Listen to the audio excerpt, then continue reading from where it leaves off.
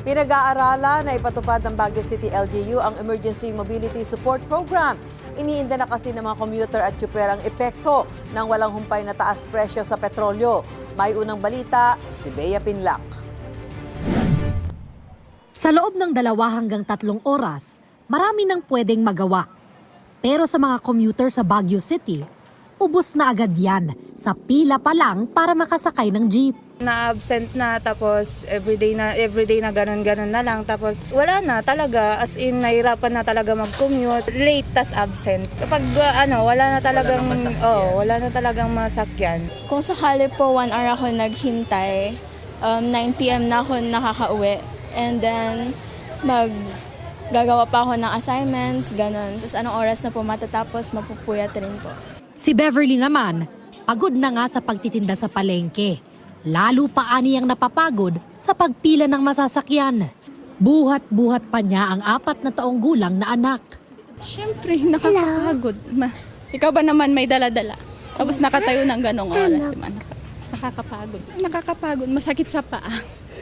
Tsaka, siyempre, sayang yung oras. Kasi kapag andun ka na sa bahay, sana may marami ka pang gagawin. Wala na. Wala naman daw choice ang mga commuter kung di tiisin ang paghihintay. Dati kasi inaantay kami nung jeep. Ngayon kami na yung nakapila. Mahirap talaga. Imbis na nakauwi na kami, ito nakapila pa lang. Kailangan tiisin, di ba? Kasi siyempre hindi naman kami makakauwi kung kung hindi talaga namin tsatsagaing magantay po. Mag-alas 8 kagabi, umabot na hanggang hagdanan ng footbridge ang pila para makasakay ng jeep. Sabi ng Baguio City Administrator, dati ng problema ang matagal na paghihintay ng mga commuter. Pero pinalala raw ito ng walang tigil na pagmahal ng presyo ng diesel. Right now, ang trigger points niya is that hindi na traffic Maluwag nga ang kalsada pero ang mahal ng krudo. Before naman, ang triggering points niyan, ayaw bumalik nung iba dahil wala na nga silang iba-backload, matra-traffic pa sila going back to the city to get the passengers. So, yun palang grabe yung operational costs nila just to cover that. Sa Baguio City, umaabot ng 138 pesos ang presyo ng kada litro ng diesel. Lampas 100 pesos naman sa gasolina. Kaya nalalagasan na raw ang hanay ng mga PUV driver.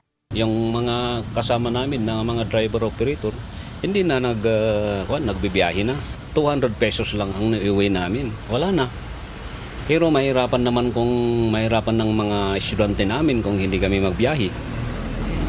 Yun lang ang iniintindi namin. Para matugunan ang problema ng mga commuter at tsuper, pinag-aaralan na raw ng Baguio LGU ang pagpapatupad ng Emergency Mobility Support Program. Aarkilahin namin yung backload niya. So we will cover the jeepney's expenses na para at least mitigated yung mga babayaran niya sa gasolina and even yung mga maintenance cost niya, yung biyahe niya pabalik. To ensure ng ang ating jeepney driver hindi naman masakit masyado, bayad ang pabalik mo, so you would be able again to cater yung mga nakapila sa gabi. Pagbabalik ulit dun sa normal, we have to be aggressive in addressing yung fleet management system ng mga drivers associations natin, staging areas, provisions for more jeepney terminals. Makakatulong naman kung yung sabihin nilang ganun. Pero kung kami lang talaga, ako lang talaga, kailangan namin magdagdag ng pamasahe. Kung mahaba ang pila para makasakay ng jeep sa Baguio, ang mga bus naman, swerte na kung mapuno ng mga biyahero. Hindi pa kami puno. Pag-just ng oras hanggang mapuno. Nung nakaraan, dagsahan ng pasahero pero ngayon wala. Kung walang 20 na pasahero, hindi kami makakabiyahe niya. Kung 10 lang. Ito ang unang balita. Bea Pinlac, GMA News.